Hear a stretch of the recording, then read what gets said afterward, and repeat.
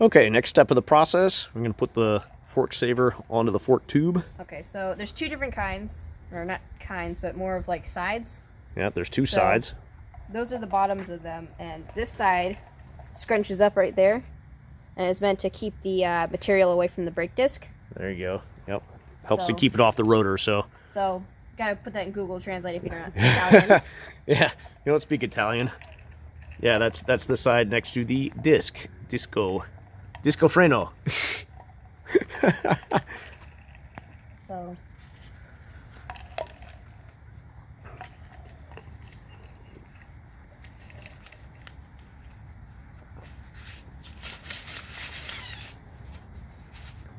Okay.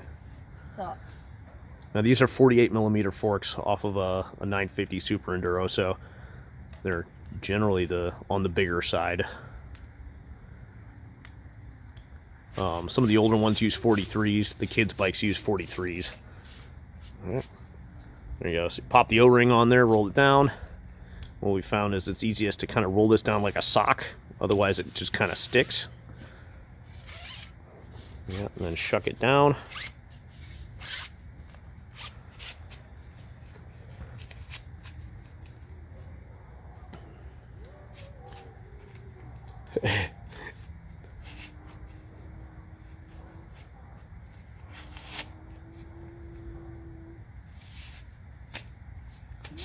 There we go.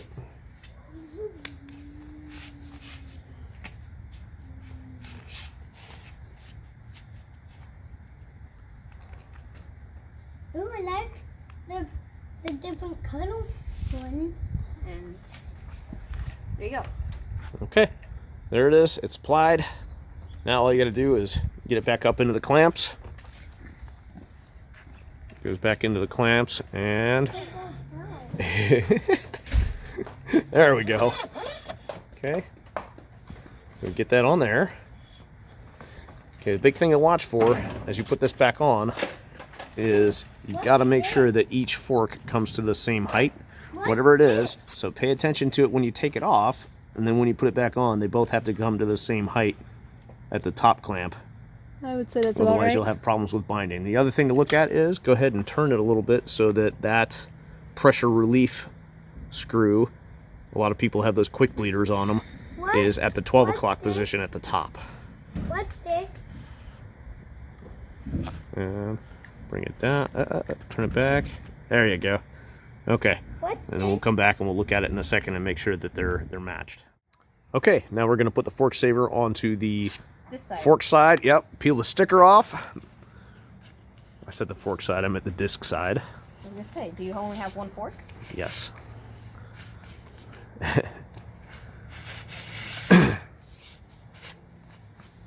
So again, these are 48mm forks off a 950 Super Enduro, so they're generally the biggest size you're going to see for dual sport and standard motorcycles anyway. So it's a relatively tight fit. Some of the older bikes, like my KTM 520, have 43mm forks, as do a lot of the kids' minis. So the outer fork tube's a little bit wider on these. Well, helps to roll that down almost like a sock. You got some friction material in there that makes it hard to just push it down.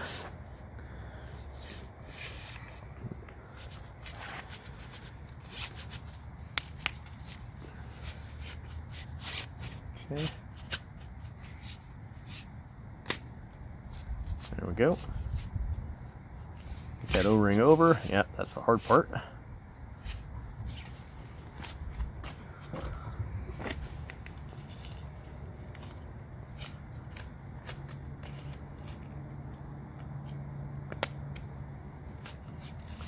There we go.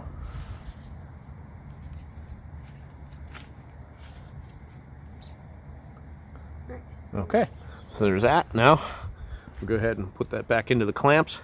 So the stuff you want to watch for as you're putting the clamps back, or putting it back into the clamps, you get anything that's supposed to go around the fork tube in the middle. Oftentimes you'll have a headlight mask or something like that. It's good to get in there and clean those clamps because they get full of dust. It makes it harder to put your tubes back in. Okay, and as you put them in, it also helps you just kind of turn.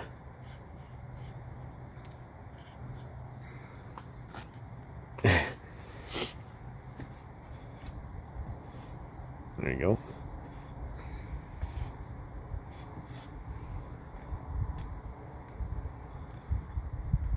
Big things to watch for as you get these fork tubes back in is at the top clamp, you want to make sure that they come back to the same height or equal height. You know, if they start off at a particular place when you took them off, you might want to pay attention to that. Yep, there we go. We've got reference marks on there.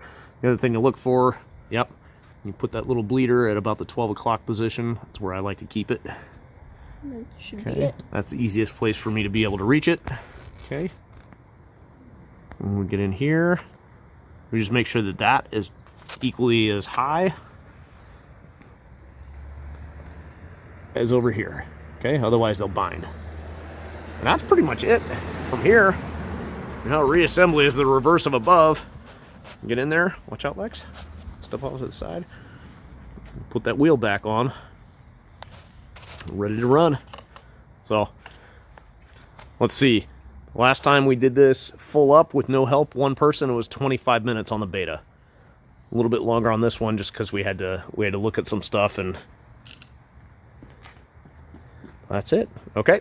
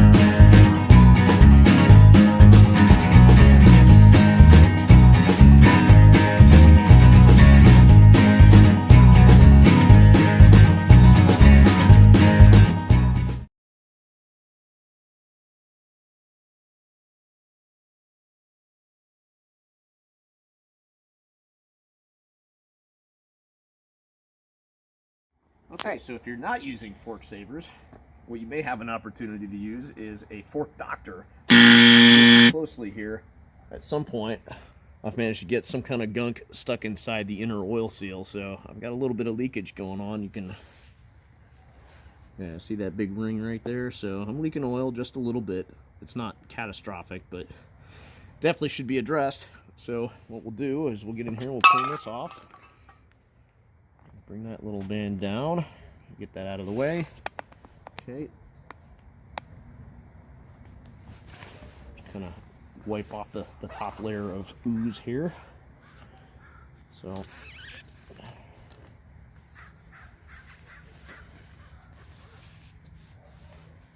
now this is one of those things where obviously I prefer not to mess around with the seals, but if it's leaking at this point, worst case, it'll still be leaking when you're done. So, all right, get that guy wiped off a little bit, clean off the workspace. Okay. All right, and then what we'll do, this is kind of like you have your outer seal, your dust seal. For that, here, take a look at this. Okay, this is my fork doctor, right? A little bit easier than using a credit card or a piece of an old milk jug or a business card or 35mm film, if you can even find that nowadays. Most people probably won't even know what that is anymore. So it has a real thin one, and that's for your oil seal, which is the inner seal.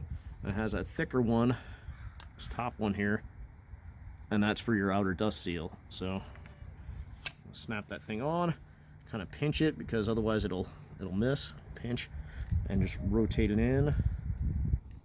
Oops, you know what we want to do before that? Let's go ahead and release, if you don't have those fancy dancy air pressure releases up here. See if there's any air pressure here. A little bit. Yeah. I don't know if the camera picked that up or not, but a little bit of air pressure. So by releasing that, when you pop the oil seal, not pop the oil seal, but when you penetrate the oil seal with the seal doctor at the bottom, it won't be pressurized. All right, so I'm going to take this, pinch it in, just gently turn. All right. Yeah, and you can see there's a good amount of oil already that's stuck between the dust seal and the oil seal. So hopefully that cleaned out the dust seal. Now what we're going to do, we'll set that guy down again. Wipe all this stuff off. Hopefully that just cleaned our dust seal. Now we'll push the dust seal down and we'll clean the oil seal.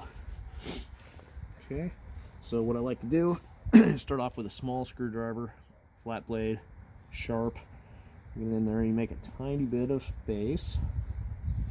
Once that's in, come back. Hold that, please. Make a little bit of space, and then you come in, make a little bit more space, right? This is a lot like fitting that tire onto your rim. Take little bites, don't get greedy. Okay, I got it. Let me take it out. Little bites, don't get greedy. Work your way around.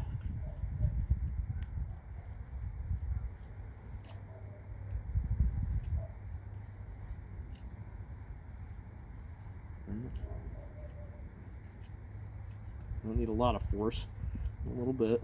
Work your way around. Okay, once you made a little bit of space there, you come back and use a wider flat blade. Same deal. Turn, turn. Just about starting to pop out. Turn.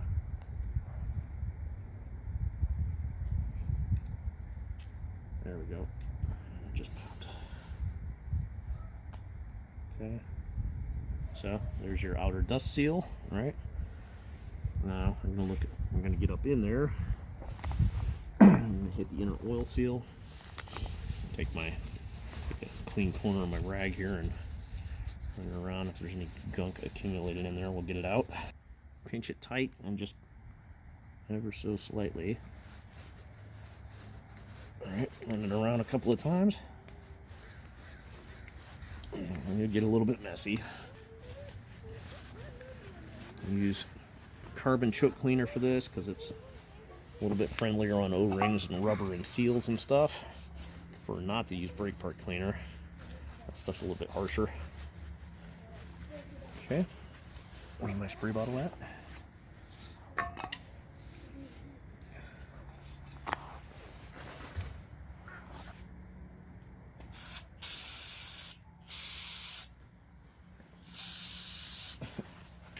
Leak right down on my leg.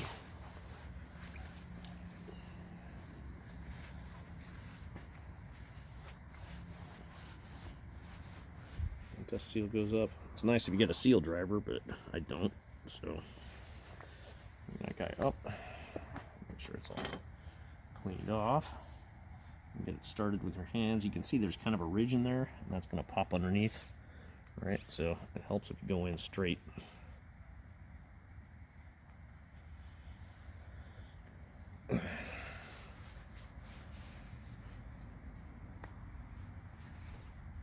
Okay. Get back in here and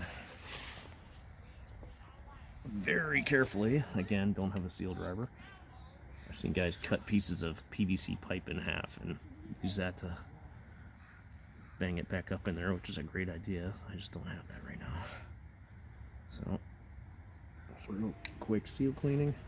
All right, and we'll bring this little tensioner band back up here.